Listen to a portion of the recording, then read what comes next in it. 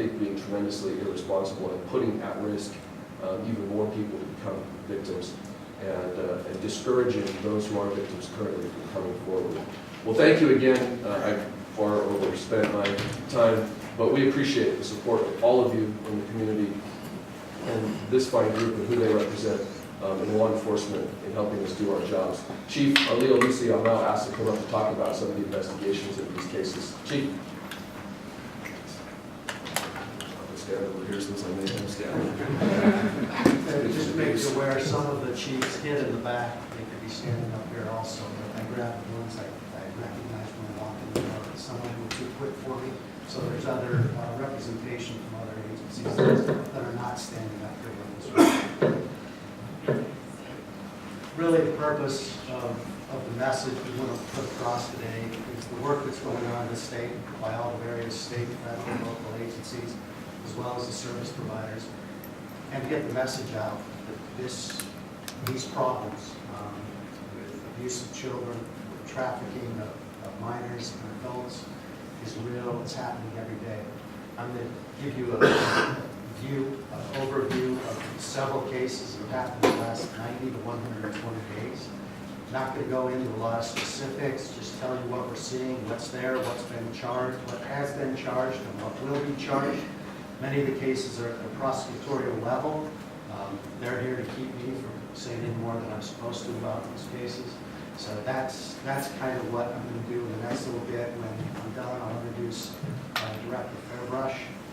Once he's done, we'll open up to questions. We have the Asian Association, the Hendricks, one of their administrators here to answer questions if you have them on the service front. And I'll defer to all these guys to answer for what they've been doing. They've all been very active in participating, not only with our agency, but their own agencies on their own cases. We're fortunate enough to partner with them on a lot of these types of cases. So, over the last several months, multiple suspects have been arrested during multiple human trafficking and child exploitation investigations.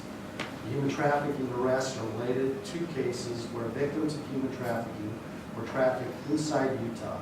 Some cases involve minors and some cross state lines. Several of the Utah child sexual exploitation arrests are related to a nationwide operation known as Operation Broken Heart 3, which involved 61 ICAC task forces across the nation. Many of the officers that participated and actually did the work on that are sitting amongst you today. These are photos of the suspects that have actually been booked on these charges over the last 60 to 120 days. That's just to give you a feel for the numbers and to know that they're amongst us every day. We probably barely scratched the surface. So.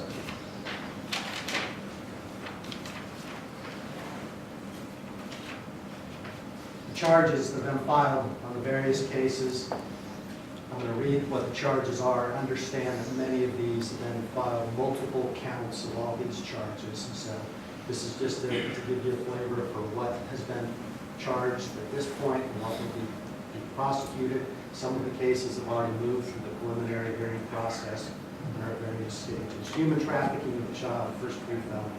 Aggravated sexual abuse of a child, first-degree felony. Aggravated sodomy of a child, first-degree felony. Conspiracy to commit rape of a child, first-degree felony. Conspiracy to commit sodomy of a child, first-degree felony. Manufacturing of child pornography, first-degree felony. Human trafficking, second-degree felony. Enticing a minor over the internet, second-degree felony. Aggravated exploitation, prostitution, second-degree felony. Sex abuse, second-degree felony. Sexual exploitation of a minor, second-degree felony. Pattern of unlawful activity, second-degree felony. Dealing in harmful material to a child, third-degree felony. Conspiracy to commit sexual abuse of a child, a third-degree felony. Obstruction of justice, third-degree felony. Tampering with evidence, third-degree felony. Exploiting a prostitute, third-degree felony. Multiple other A and B misdemeanors. And as General Reyes said, not listed here are criminal enterprise charges, racketeering charges, those types of white-collar charges that carry a fairly stiff sentence. And if we're in a position to have to protect victims or it's in their best interest not to bring them forward, we opens that avenue of prosecution, and Director Fairbrush can speak to that probably much more eloquently when he gets up here.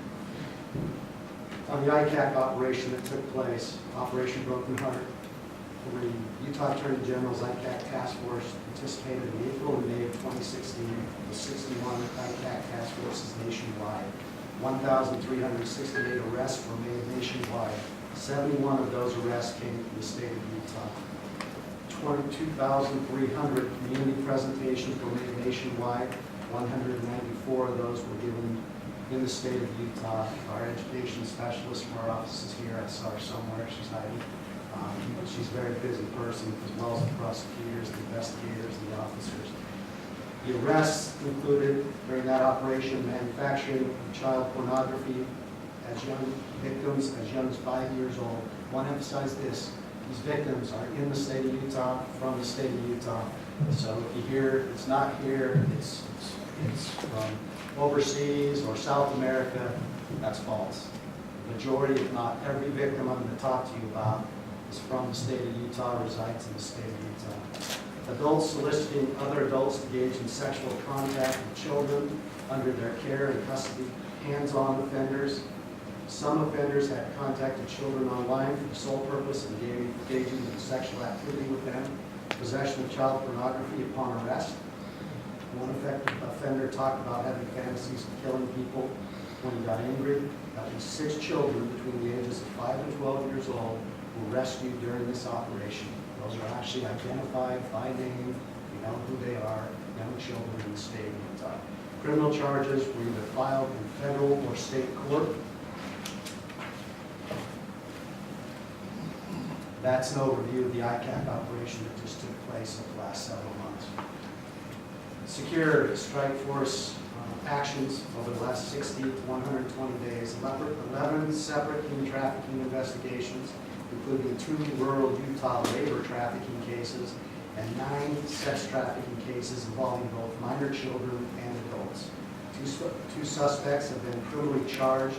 1 suspect is pending charges, and other cases remain in ongoing investigations. At least 10 victims have been identified. 2 victims are minor. I'm emphasize again, most of these young women were being recruited from high schools in the state of Utah and are as young as 15 years of age. All victims are currently being assisted by our victim advocates and being provided services or referred to services through our partners in the service areas within the state. In one investigation, the citizen notified the Unified Police Department of concerns they had of potential human trafficking going on in a local hotel. Surveillance and investigation done by UPD and the Utah Attorney General's Office Secure Strike Force provided a search warrant for 2 hotel rooms.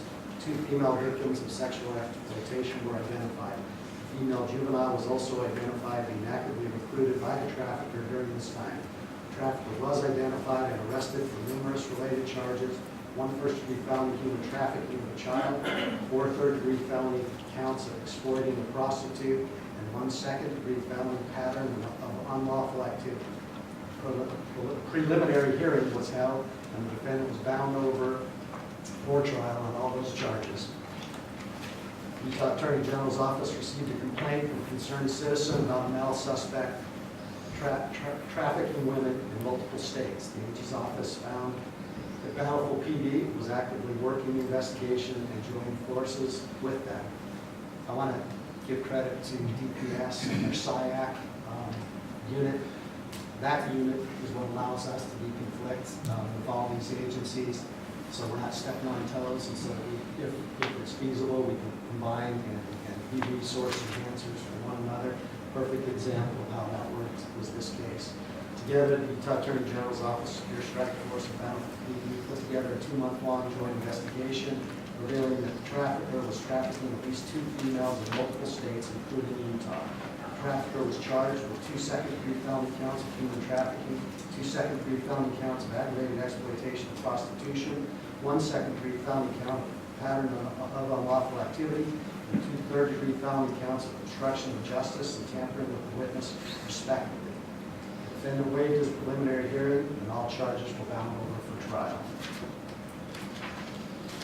The concerned citizen contacted Utah Attorney General's office tip line, which runs through our Utah Trafficking Persons Task Force, and it's funded greatly by the DOJ. Appreciate their funding and their support for what we're trying to do in Utah. Regarding an individual who was involved in trafficking women through multiple states, including at least one juvenile still attending high school, Utah AG's Office of Secure Strike Force conducted a several-month investigation. Multiple human trafficking-related charges are currently pending. We met on that case yesterday and anticipate charges being filed soon, and we'll release that information as soon as we're at that point. The Secure Strike Force is continuing its investigations and other human trafficking investigations, emphasizing our partnerships with all these agencies and are getting information on numerous cases, both sex and labor trafficking, on a weekly basis. General Reyes has already acknowledged the partnerships with many agencies. We have our UTIP tip line, phone numbers, and contact information. We encourage anyone in the community to call if they even suspect there's any types of these crimes going on in their communities or around them. That can be kept in confidentiality. We're obviously also welcome to calling local and federal agencies or other state agencies. Any way we can get the information out